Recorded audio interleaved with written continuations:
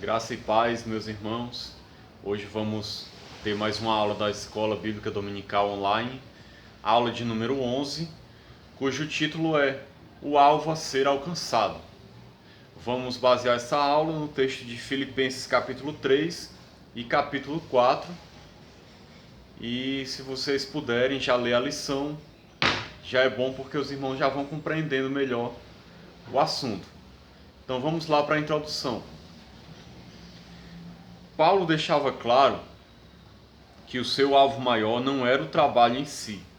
Seu alvo sempre foi Jesus Cristo. Ele nos ensina a viver esse alvo e nos ajuda a entender de que maneira podemos fazer isto. Paulo sempre foi alguém focado. Ele era um religioso muito fervoroso, mas quando ele se converteu, ele abandonou a sua vida religiosa no farisaísmo judaico e passou a seguir a Cristo. E seguir a Cristo com muito empenho, se dedicando na sua obra, na pregação do Evangelho, no seu ministério de pregar aos gentios. Ele fez isso com muito esmero. Mas o seu alvo principal não era nem a obra em si, era Jesus Cristo. Era conhecer a Cristo, era estar na sua presença, era experimentá-lo, era desfrutar dessa vida eterna de uma maneira plena. Era o alvo de Paulo. E ele nos ensina, como diz aqui, como fazer isso, como é que devemos viver, como é que devemos agradar a Deus e seguir para o alvo, que é a vontade de Deus para as nossas vidas. O primeiro ponto da lição é o cuidado com quem e o que estamos aprendendo. Filipenses 3, 1 e 2 diz: Meus irmãos, quanto às outras coisas, alegrai-vos no Senhor. Para mim não é difícil escrever-vos as mesmas coisas, e isso vos dá segurança. Tomai cuidado com esses cães, cuidado com os maus obreiros, cuidado com a falsa circuncisão.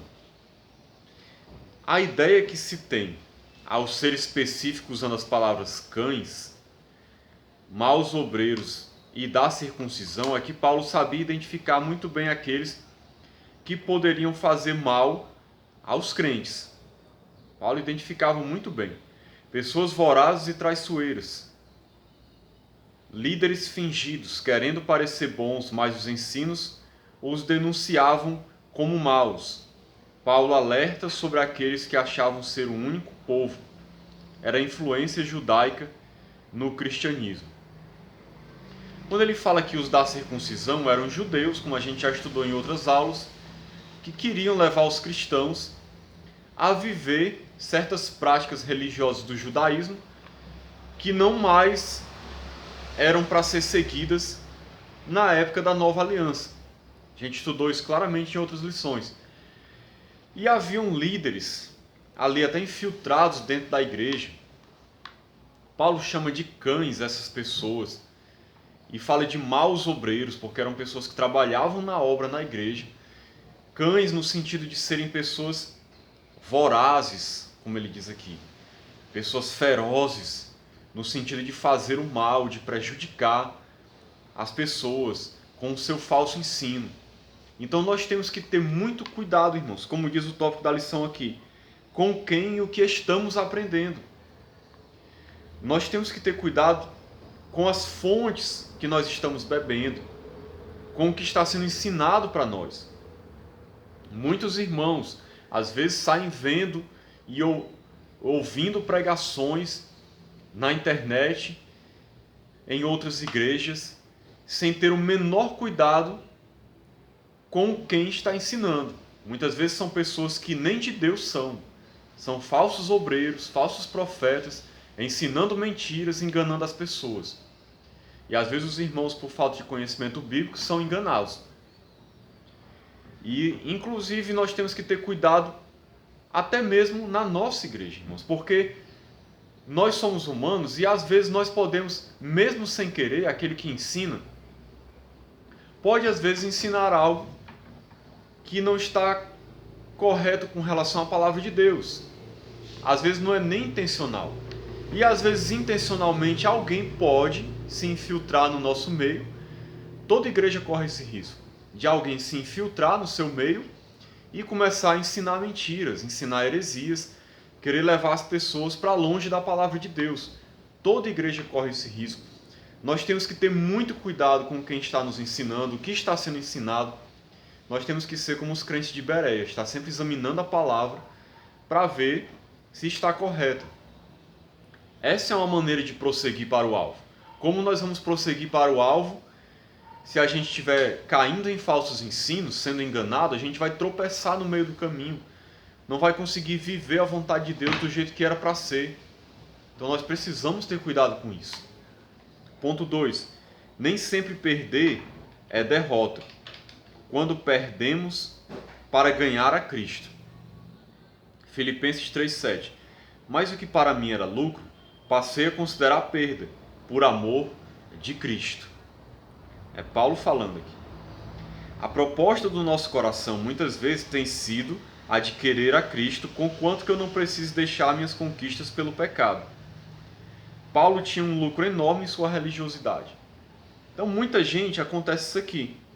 A pessoa quer Cristo, mas contanto que ela não tenha que perder nada, que ela gosta. E muitas vezes as coisas às quais nós nos apegamos são coisas que ou são pecado, ou mesmo que não sejam pecado, são coisas que nos afastam de Deus, às vezes são coisas que nos tiram da sua presença, tiram o nosso tempo de leitura bíblica, de oração, nos afastam da obra de Deus, nos influenciam para o mal. São coisas às vezes fúteis, vãs, que nós nos envolvemos, que não tem futuro, que não é a vontade de Deus para nós, que está fora do propósito de Deus. Nós temos que ter muito cuidado com essas coisas, ter discernimento espiritual, sabedoria na palavra para saber perceber aquilo que nos faz mal.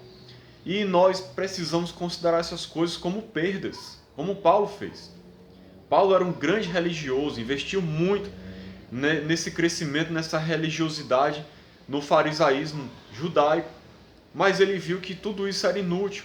Então ele considerou como perda, abandonou tudo isso, deixou para lá, com o intuito de seguir para o alvo, que era conhecer a Cristo, que era ganhar a Cristo, que era estar na sua presença.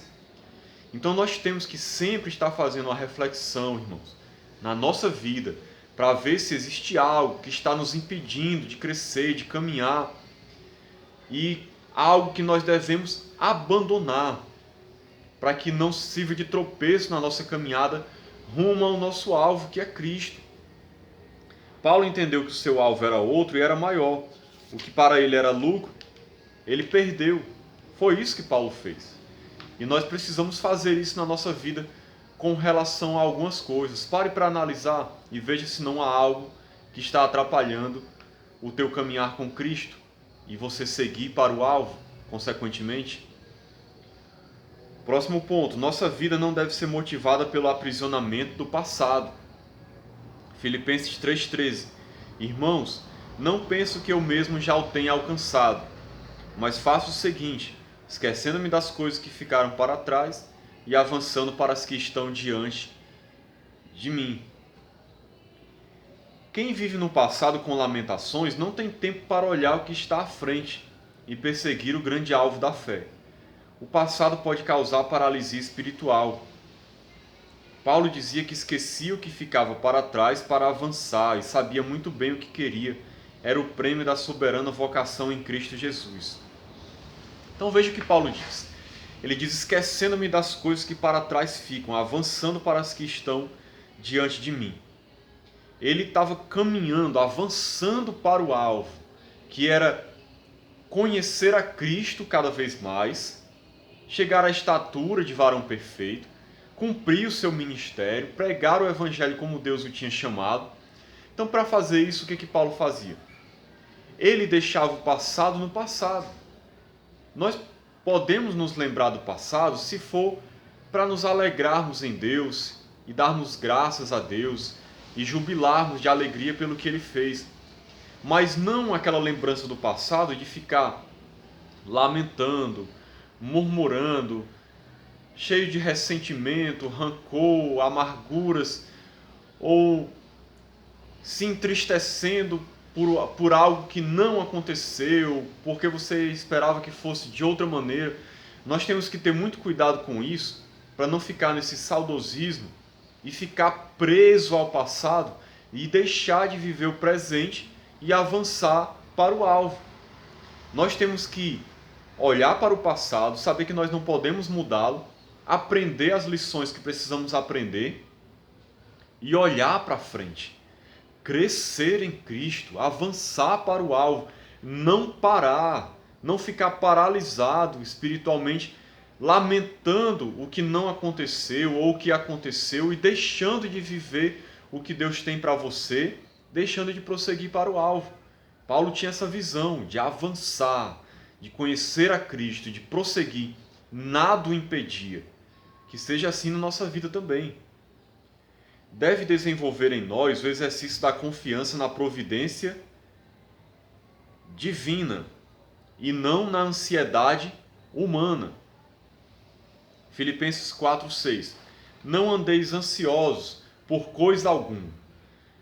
Pelo contrário, sejam os vossos pedidos plenamente conhecidos diante de Deus por meio de oração e súplica em ações de graças. A ansiedade muitas vezes, irmãos, é falta de fé e alimenta a incredulidade. Paulo diz para não vivermos ansiosos por coisa alguma, por nada. Preste atenção nisso aqui que diz na lição, que coisa interessante. A ansiedade, na prática, é uma maneira de dizer que Deus não cuida, não toma providências, que Deus não faz. É isso que é ansiedade. Eu sei que muitas pessoas vão dizer, mas irmão, eu sou humano, eu me sinto ansioso às vezes.